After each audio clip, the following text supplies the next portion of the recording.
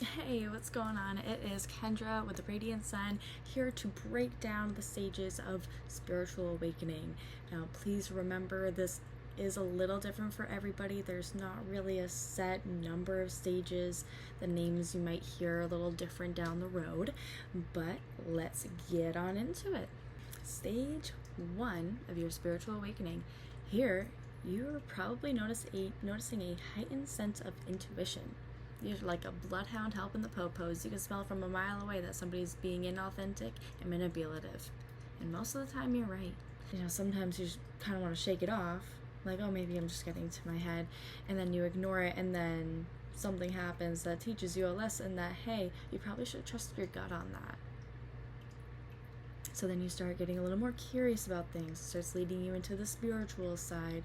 You're still a little unsure, but then you find that quantum physics side, maybe something that backs up that belief of maybe there is something more out there. You start becoming more curious about the world. You start actually you're not scrolling waiting for the answer to come to you anymore. You're taking action and you're looking that shit up because it has piqued your interest and you want to know more. So you're headed down this path, and maybe it even brings you more vivid dreams. Now, these aren't all good, I must say. Sometimes you'll have some pretty vivid nightmares, but it's one major clue to figuring out the rest of it, and that is to face your demons. That kind of gets into the next part of this. So stage 2, the DKOT. For me, that's a lot of letters. I'll just stick to the Dark Night of the Soul. It's not the official name for it. You'll hear it a lot out there nowadays. It's really the darkness stage. I feel like that's a little more common, but regardless of how you look at it, it's interpreted the same. You are kind of feeling alone on this journey, maybe misunderstood, alone, confused. You're kind of second guessing yourself, like, am I going crazy? Like, because you're pretty convinced before, and now all this other stuff, your environment, the people you talk to and interact with every day that calls it woo-woo stuff, you're starting to second guess yourself. You're like, oh, maybe I shouldn't. I'll just stick with the normal stuff, the normal routine. I won't change anything up quite yet. I'll just kind of watch from a distance for now and feel it out. And then you come to find out that everything around you starts shifting. You're not aligned with anything that you have in your life. You used to like drinking with your buddies, and now you're just not interested. You used to yearn for love, and now you kind of want to be by yourself. I mean, first it's that alone and confusion part of it, but then you move into the next stage, stage 3, the hermit or isolation stage. You need a moment to process everything. So you're going to distance yourself for a little bit from kind of your group, maybe your family a little bit, any hobby that you used to do. I mean, some things you might still do occasionally, but really it will hit you like a brick wall, and it rocks your world. Whether you realize it or not, it takes a lot of energy out of you to start realizing this stuff and to implement it into your life. Implement, the major word here. If you learn it all and you can recite it in your head, that's good, that's great. But if you can implement it, that's how you're going to manifest it. So remember that. So hermit isolation, it's totally normal. You might feel like it's just kind of like a depressing stage after a little bit. You feel kind of detached, and again, it's normal. And there are so many communities out here that will resonate with you, that have been where you've been, and they can help you along. And that's also what I'm trying to do here. So if you are there, you feel like you need a little bit more guidance, I will drop the link below to my Calendly link. Look at discovery call, get some life coaching, some guidance and support throughout your journey. I would be happy to work with you. Now, going on into stage 4, that is the rebirth. You are shedding that old trauma away. You are noticing that you're out of alignment with everything around you, and you're clearing the way for new things to come into your life. You're ready to make the changes. You realize what isn't working, and you know in your deep in your soul what is going to work. You know what your passion is, you know what your vision is, even if it's a little blurry.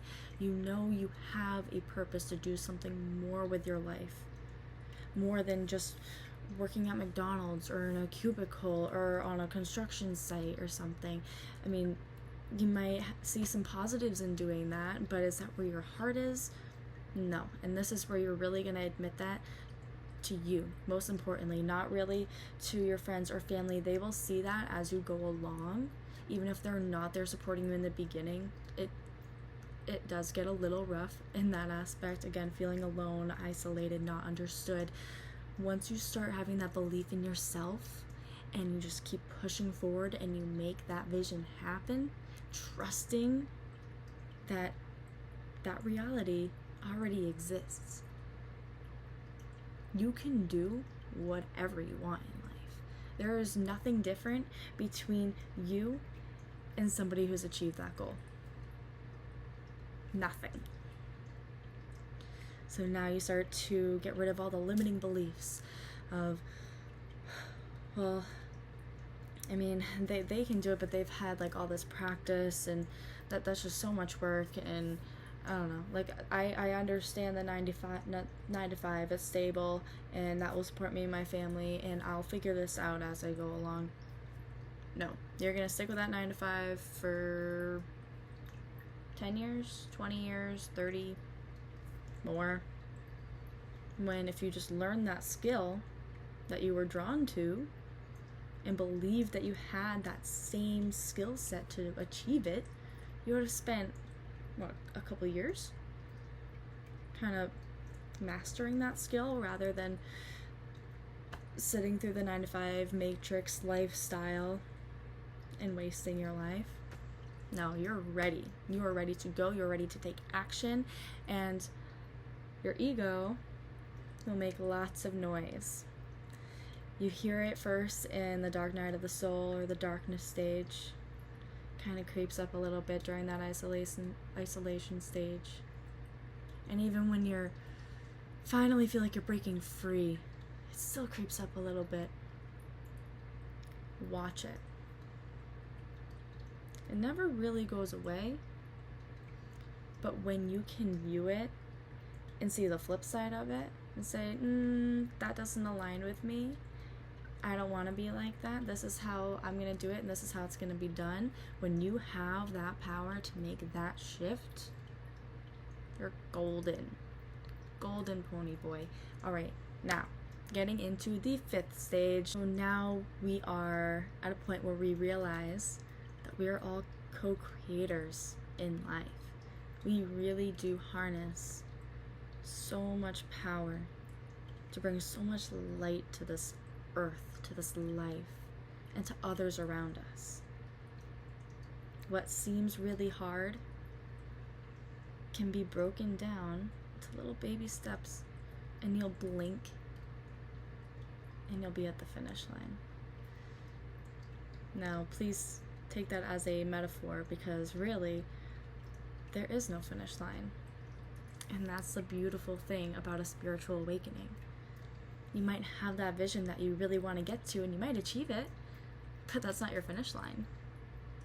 You're never going to stop learning, and you're never going to stop growing.